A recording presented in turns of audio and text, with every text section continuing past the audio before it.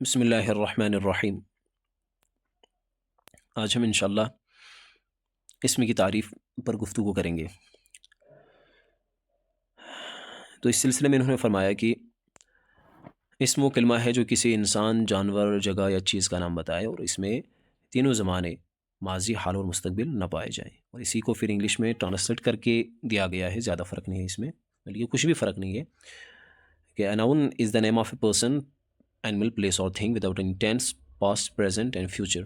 and any word with a sensible meaning without tense۔ یہ بالکل سیدھی سادی تعریف انہوں نے جو اس میں ذکر کی ہے، اس میں مجھے لگتا ہے کسی وضاحت کی اتنی زیادہ ضرورت نہیں ہے۔ ہاں، البتہ کچھ چیزیں آپ کو مختلف نظر آئی ہوں گی کہ آپ نے انگلش میں نہیں پڑھا ہوگا کہ یہ جو ماضی، حال، مستقبل یا پاسٹ، پریزنٹ اینڈ فیوچر، یہ کیا بلا اس میں ایڈ کی گئی ہے، یعنی کہ اس چیز کا بھی لحاظ اس میں کیوں رکھا گیا ہے، حالانکہ ابھی تک جو ہم نے پڑھا تھا انگلش میں یا کہیں کسی اور جگہ ہم نے جو اس میں کی تعریف جو پڑھی تھی وہاں تو ہم نے یہ نہیں پڑھا تھا۔ ہاں، یہ فرق ہے، بہت سارے فرق پائے جاتے ہیں انگلش اور یہ جو ہے عربک گرامر کے اندر جو اسم کی تعریف ہے اس میں فرق پایا جاتا ہے۔ انگلش میں کچھ اور ہے اور عربک میں کچھ اور ہے، سوائے پہلے جز کو چھوڑتے ہوئے، یعنی کہ انگلش میں بھی ہم کہتے ہیں کہ noun is the name of a person, place اور تھنگ وغیرہ، عربک میں بھی اتنا سیم ٹو سیم ہی ہے، لیکن اس کے بعد جو زمانے کا فرق ہے اور بھی دیگر کچھ یعنی فرق ہے اس میں، انشاءاللہ وہ بھی میں بتاؤں گا۔ دیکھیے، پہلا فرق جو اس میں ہے عربک اور انگلش گرامر میں، جو ناؤن کی ڈیفینیشن ہے اس میں جو فرق ہے وہ وسعت کا فرق ہے، براڈنیس جس کو آپ کہہ سکتے ہیں۔ یعنی عربک میں اسم صرف نام تک محدود نہیں ہے، بلکہ حالت، کیفیت اور دیگر مفاہیم کو بھی شامل ہے، وہ آپ انشاءاللہ آگے پڑھیں گے، بہت ساری چیزیں اس میں چینج ہوتی چلی جائیں گی انشاءاللہ، وہ آپ دیکھیں گے۔ بس آپ یہ سمجھیں کہ اس میں براڈنیس بہت زیادہ ہے عربک کے اندر،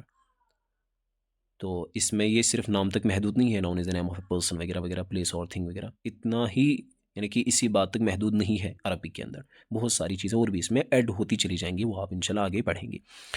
اور علامت کا بھی فرق ہے، عربی گرامر میں اسم کی شناخت کے لیے مخصوص علامات ہوتی ہیں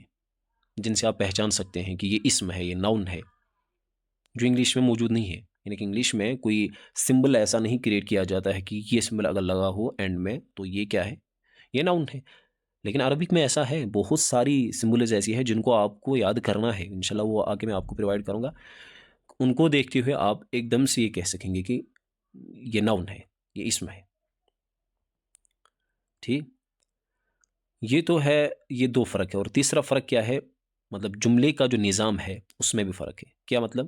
انگلش میں جملے کی ساخت میں اسم کا کردار زیادہ تر سبجیکٹ یا آبجیکٹ کے طور پر ہوتا ہے، بس ختم، بات ختم اسی پر۔ عربی میں